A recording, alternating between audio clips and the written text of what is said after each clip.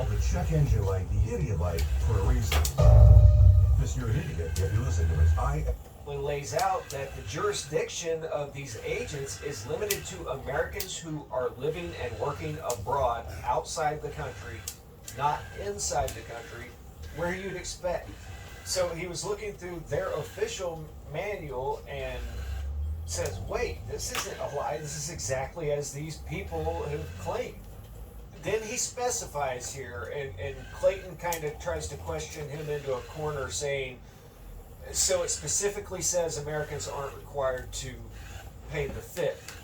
And he says, no, it's not that. It's that there is a lack of liability clause in the laws naming the average person as a liable party. So after he learns all of this, he approaches one of his supervisors and just says, hey, look, I would like you to take a look at my analysis on this. I've done it on my free time, but I took an oath to uphold the Constitution just like you did, and I just found all this out, and so I would like a little clarification here. So some time went by, he gets called into the supervisor's office, and he says that, look, I've been instructed to tell you this, and that's never a good start to anything, is it? But it is friendly in a professional way, because he's saying, look, this comes down from the top, so I have to tell you this. It's not me, bro. But it did come down from the top, the assistant commissioner of CI in Washington, and they told him that they wouldn't be addressing any of his concerns, and that they would provide him with the paperwork necessary to tender his resignation. So they were not willing to address this at all. They just said, nope, you're out of here. Now, later in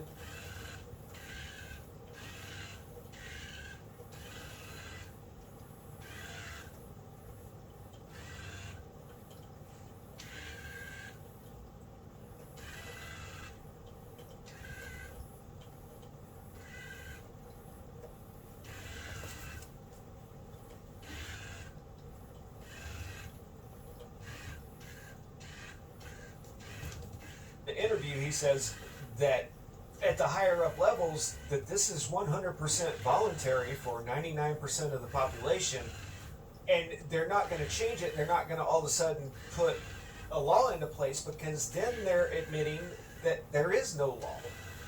So he was already trained for accounting and all that. He was a CPA, so he started his own thing, and he started advising his clients of this, and he stopped paying himself.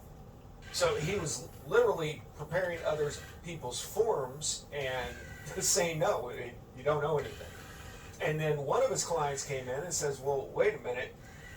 If I don't owe anything, then can I get my money back for...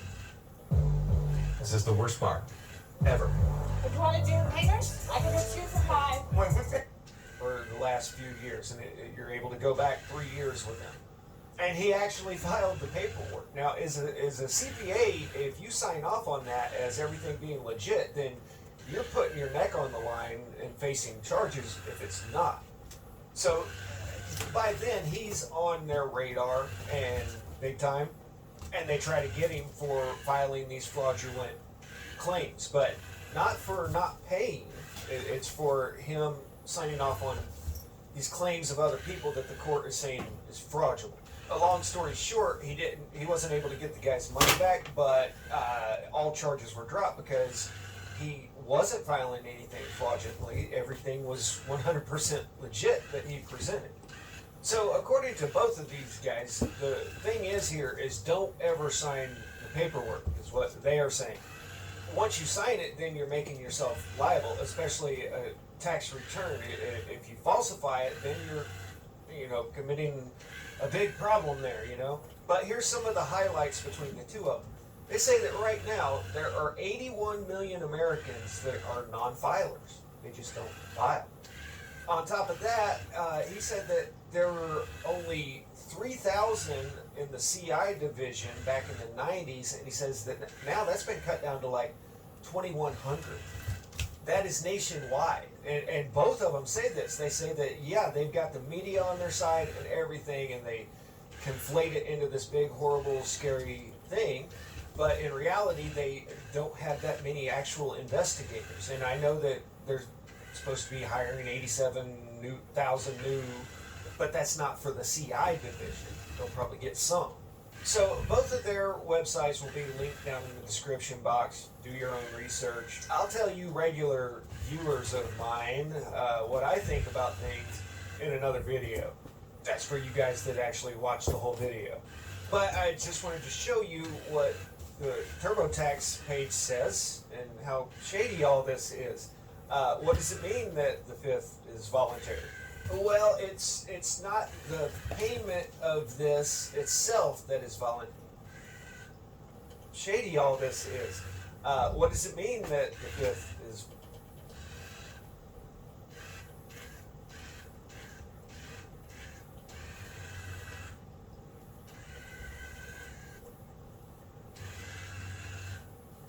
voluntary? Well, it's not the payment of this itself that is voluntary. It's the manner in which people submit their own fifth forms. I'll just tell you, I've never received a bill in the mail. But see, the calculation of the fifth owed are out of the hands of the feds, and you are responsible to calculate what you owe, and you're expected to voluntarily comply with all codes by reporting what you owe to them. See what they're doing there? They're getting you to admit that you owe them something. Mandatory law. You guys remember all of those dates for men back in the Face Factor days? Those weren't laws. They were dates for men. But you remember how many people they bullied into compliance? Now, the magistrate is convinced that U.S. fifth payers in aggregate do not pay their fair share. As of 2006, they estimate that the gap is $450 billion that isn't their, quote, fair share. Remember the 81 million people that don't file? Since 100% compliance would be nearly impossible to achieve or enforce, the IRS has a goal of 90% compliance with only 2,100 CIs. Now just think about that, the odds there. Although this system is voluntary, failure to comply carries stiff penalties. If you underreport or overstate your deductions, then you're going to get in trouble. But if you fail to file, then the magistrate will just file a substitute return based on the only information it has, which, depending on what you do, it might not be much information. But it sounds like all of the things that they're listing here that they'll do to you, that's if you fill out their forms wrong because you're admitting that you owe them. But a key point that both of those gentlemen made was that with the Paperwork Reduction Act, it's official policy to not even go after non-filers. So just definitely do your own research. Don't do Paperwork Reduction Act. It's official policy to not even go after non-filers. So just definitely do your own research. Don't do anything wrong because you're admitting that you owe them. But a key point that both of those gentlemen made was that with the Paperwork Reduction Act, it's official policy to not even go after non-filers. So just definitely do your own research. Don't do anything of this nature based off of some idiot on YouTube like me. But you can go to these websites and see what two professionals in the field have to say about it. And officially, this is the dumbest thing I've ever heard in my life. I triple stamp and mail early on mine. Unofficially, well, I'll talk to my regular viewers at another time. Static out. This girl's been missing for 3 days. What happened on that bridge? I don't know. You're talking to these kids like they're innocent. Maybe I can get to the truth. Can you keep a secret? BK Royal Crispy Wraps. Eat it with the meal or have it as a snack. Only $2.90.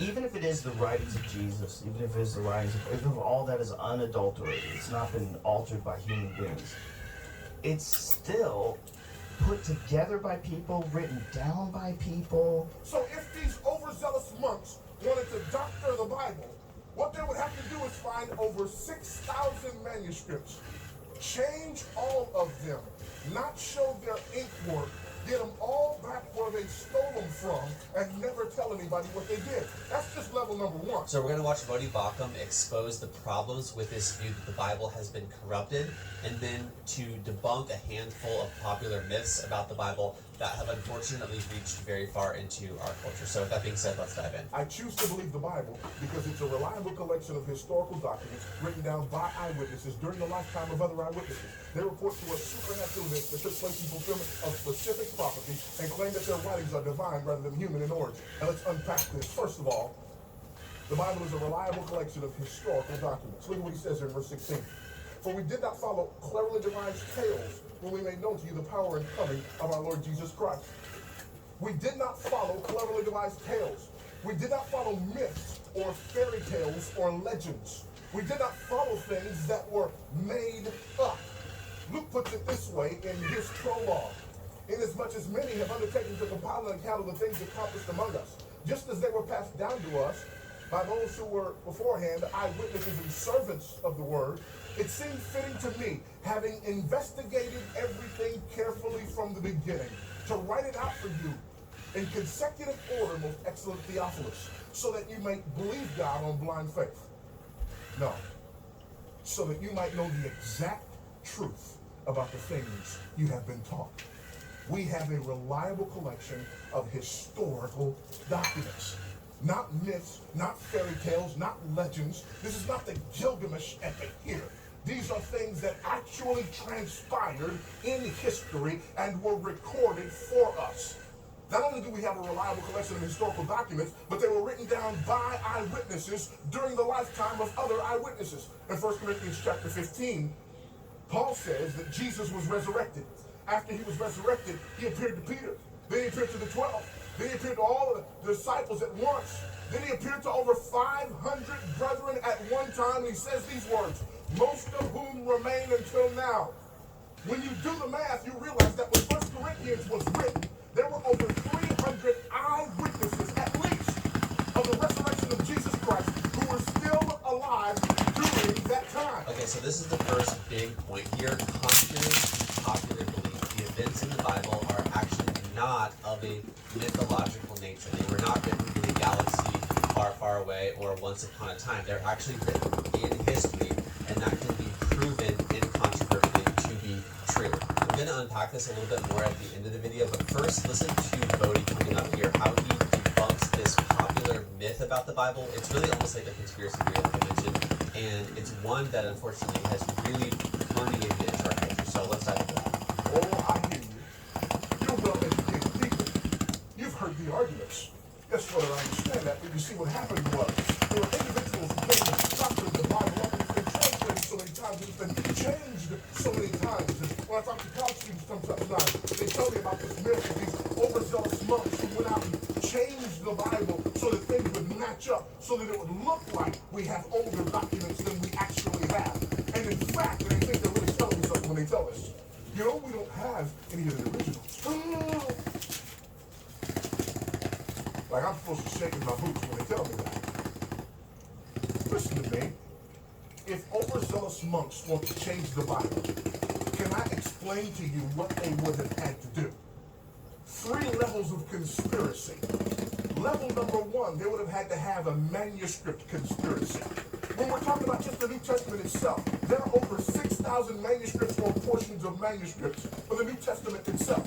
Now, that may not sound like a lot to you, but can I compare it to a couple of things? Julius Caesar's Gallic Wars. That's how we know about Julius Caesar and his conquest. We have around 10 manuscripts. Aristotle's Poetics. We have nearly 5 manuscripts. When it comes to the writings of Herodotus, we have less than 10 manuscripts. When it comes to the writings of Homer, less than 10 of each of his writings. When it comes to the New Testament, we have 6,000 manuscripts or portions of manuscripts for the New Testament. Folks, that's not even close. Well, you don't have the originals. No, we really don't. But guess what? We can get earlier than AD 120 with some of the copies that we have. When it comes to Julius Caesar's Gallic Wars, the earliest thing we one was written 900 years after the original. But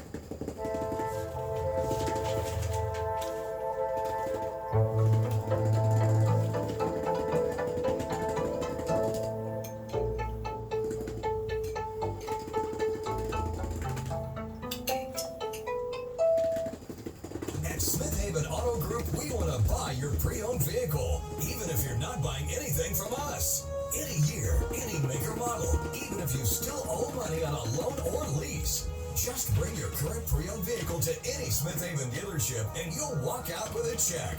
If you can't make it to us, no problem. We'll come to you. Go to smithhaven.com for all the details or call our hotline. Remember, if it's not a Smith Haven deal, it's not a real deal. But nobody's tearing down the walls in college because they're reading Caesar. When it comes to Aristotle, the earliest thing we can put our hands on was written 1,400 years after the original. But when it comes to the New Testament, we can put our hands on documents that were written within decades of the originals. So if these overzealous monks wanted to doctor the Bible, what they would have to do is find over 6,000 manuscripts, change all of them, not show their ink work, get them all back where they...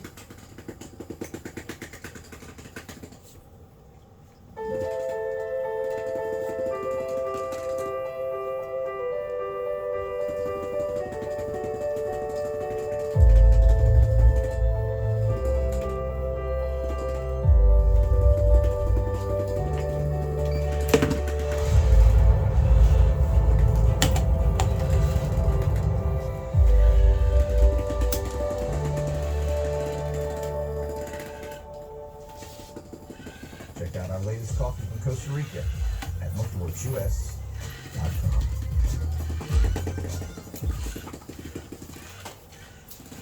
All right, hey, welcome folks. Bill Spick Optic here. It's going to be your sit rep. It's 4/11/2024, and we're going to get into the beats right out of the gate. Got a lot of stuff going on. We're going to talk about the Iranian aspect. We've seen some things in just the last 24 hours that would indicate that they are indeed about to put an attack on Israel. And then, of course, we've got the U.S. saying, hey, if you attack Israel, we will respond. Now, we're not parking aircraft carriers in the middle of the Mediterranean like we did on October 7th, but, let's see what happens. We do still have it in the region. So let's see what shakes. So let's do this. We're going to jump right over here to the main board. We're kicking it off in Skyglass as always, and as you can see, we're sitting around 188. It feels like a light number, but if you look at Text 2s, got 73 of those.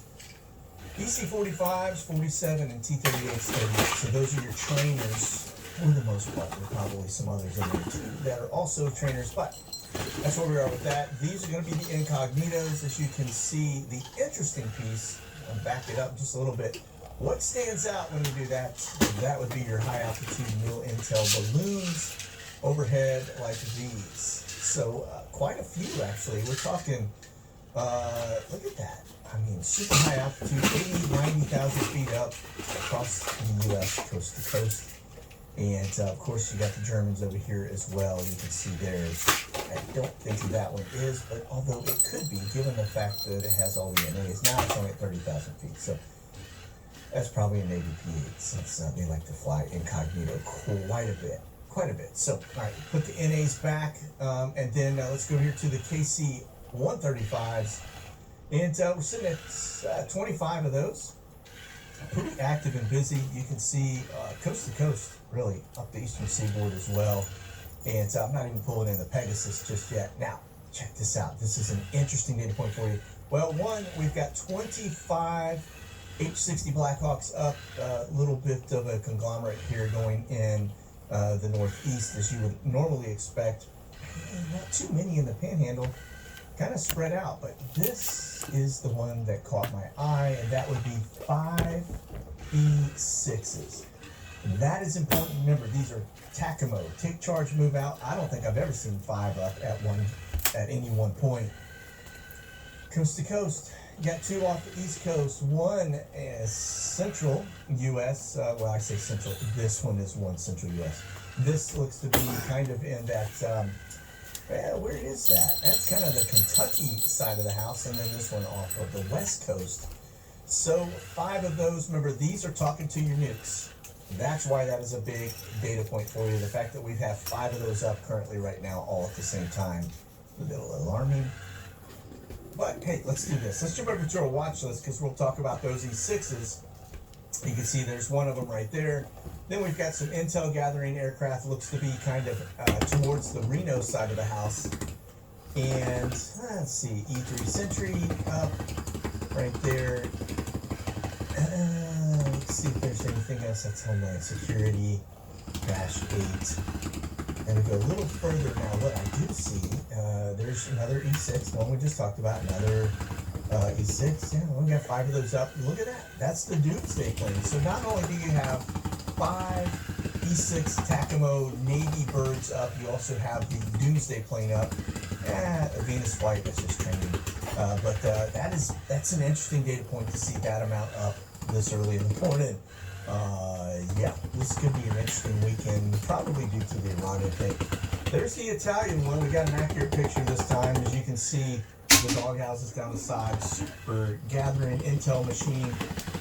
And then, of course, we get over, speaking of intel, you can see the traces. Just notice the amount that comes out of Tucson area headed over to Los Angeles and that general region.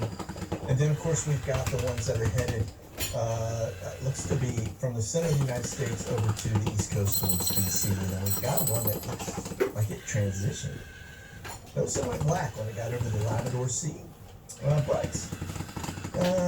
Look at this. I mean, you've got a pretty fair amount of activity going on in Sweden.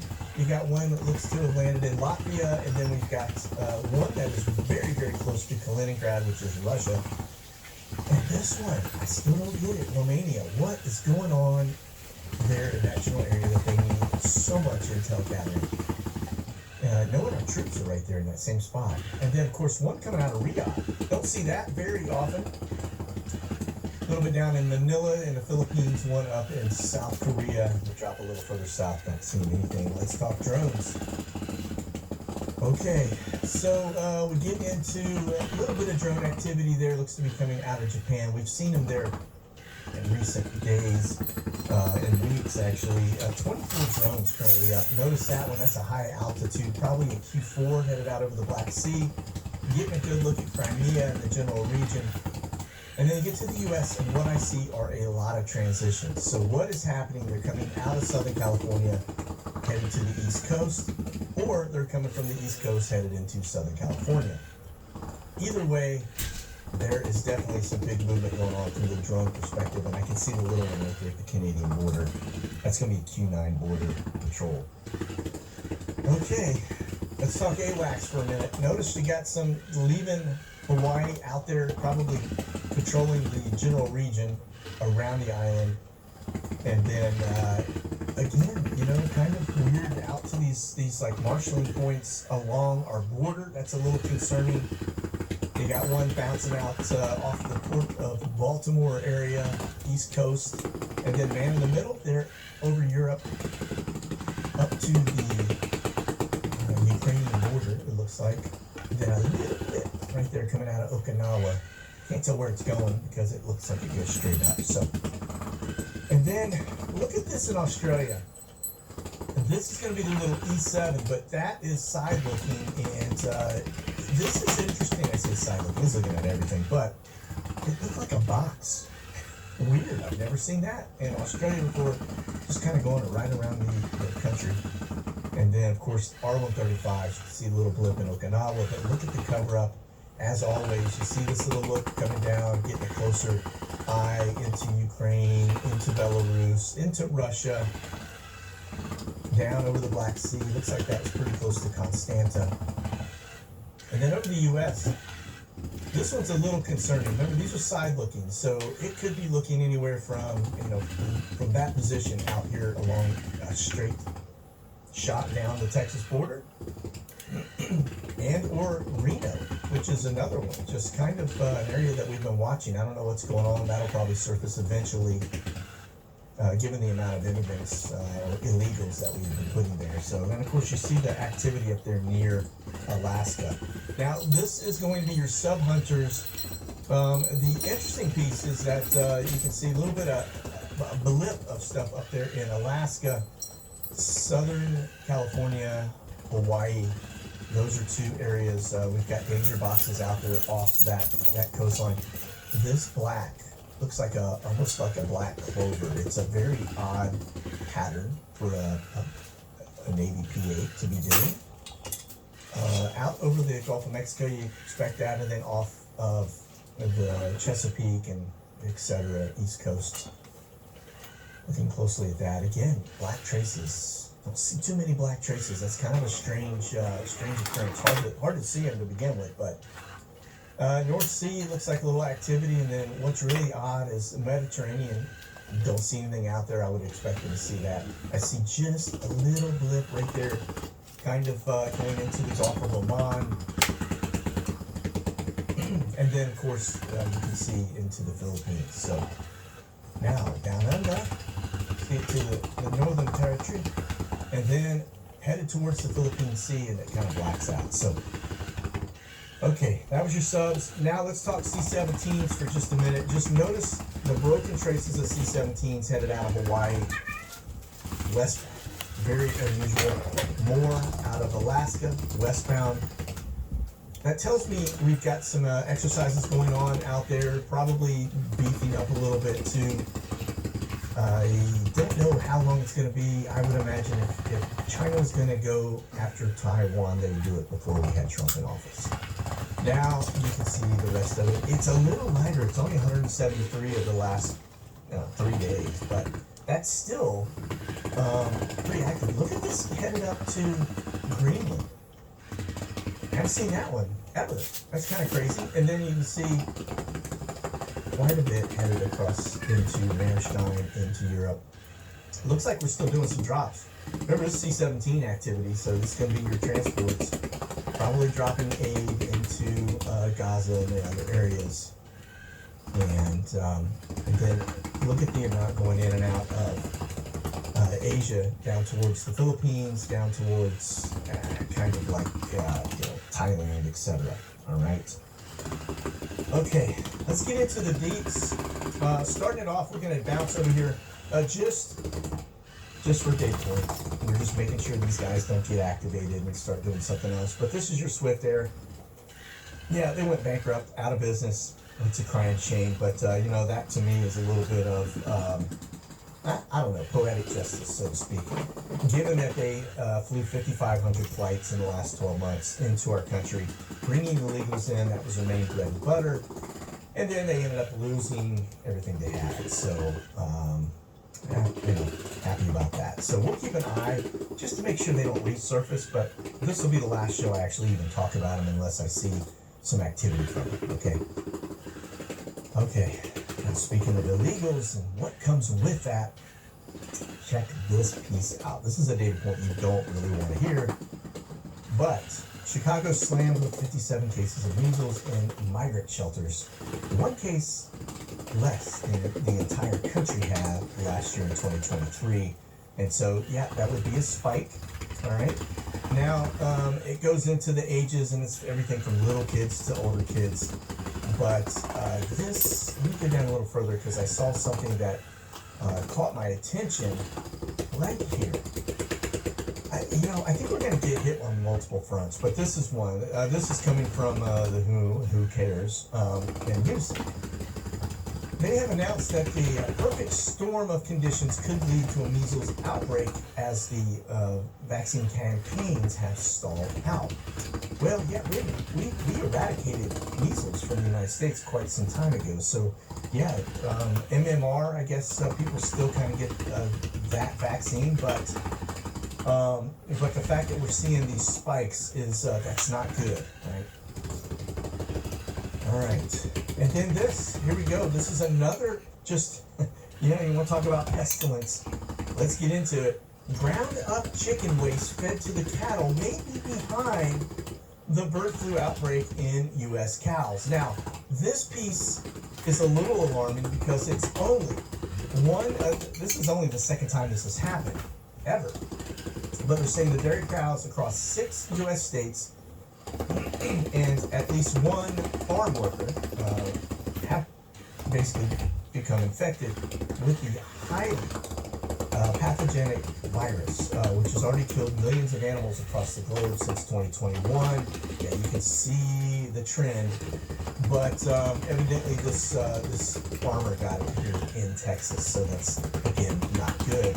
But we're seeing an uptick in all kinds of things, from from the measles to this. We're seeing monkeypox, big uptick in that. A lot of different things happening right now, coming into the U.S., which is a little bit uncomfortable. Well, I just say it's not good. Okay, let's talk flashbang. Let's see what this dude is up to. Looks like he's got the Philippines coming in. We had, I want to say Japan. Yeah, Japan was here yesterday. So notice that trend there. More than likely, he is working behind the scenes as they try to figure out how they're going to prevent China from basically taking Taiwan and what that will do to the region. Man, history is really repeating itself. It's absolutely crazy when you think about seeing just the fact that we are almost replicating what happened in World War II. Everything from the immigrant camps to, war threat in the Asian Pacific and Europe. This is pretty nuts. So Biden's claims of economic victory slapped. I imagine that was a backhanded slap by the worse than expected inflation report. Now, this is interesting. It says it's revealing that a 3.5% increase over the past 12 months.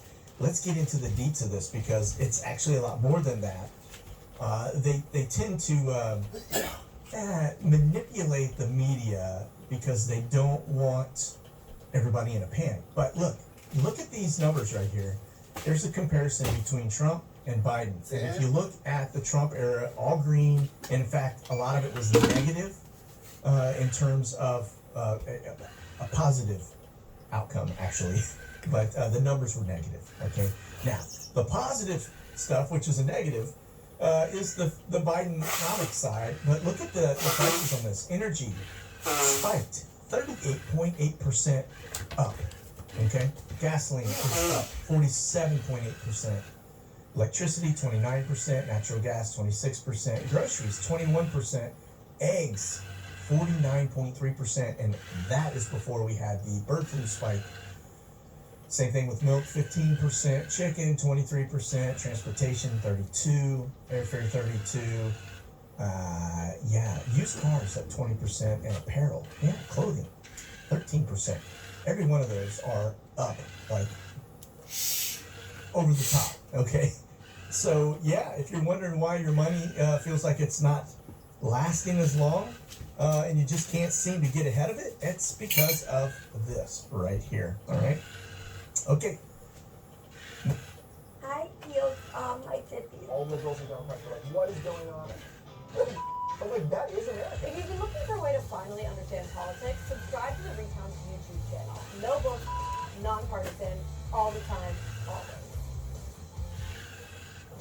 Marcus is a connoisseur of anything that's free.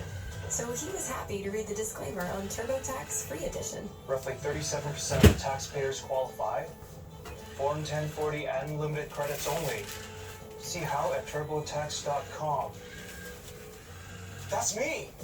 File your taxes 100% free with TurboTax Free Edition and get your max refund guaranteed. Make your moves count. See if you qualify at turbotax.com. Moving on, check this out. Flashbang comes out in true flashbang form with a little word salad, total confusion, which is really what his campaign is based on, gender confusion. But check this out. Joe Biden makes case for re-election. Elect me. I'm in the 20th century. Yeah, well, we're in the 21st century. So, this that just speaks volumes right there. Dude's 81 years old. Yeah. I think you're too old, my friend. All right, moving on here. We're going to lose a major war. This is U.S. Navy deletes a photo of a ship commander shooting a rifle with a backwards scope. Yeah, this is the proper, but you get to this one and it's backwards. So I'm wondering what he's shooting at. He's clearly not looking through the scope, or else, well, maybe he is. That must be just one heck of a shot. Anyway, but this is quite the embarrassment, but it just speaks volumes on exactly where we are as a country, as we have uniformed officers, males wearing dresses, lipstick, makeup, dressing as women, just, you know, I guess you reap what you sow, right? All right. U.S. to sell 138 million in urgent military upgrades to Ukraine. Here's your Bohica moment. Now, you go, well, wait, how did this happen? Well, listen, here's the reality. We give money to these folks, they turn around and spend it. That's how that happened. So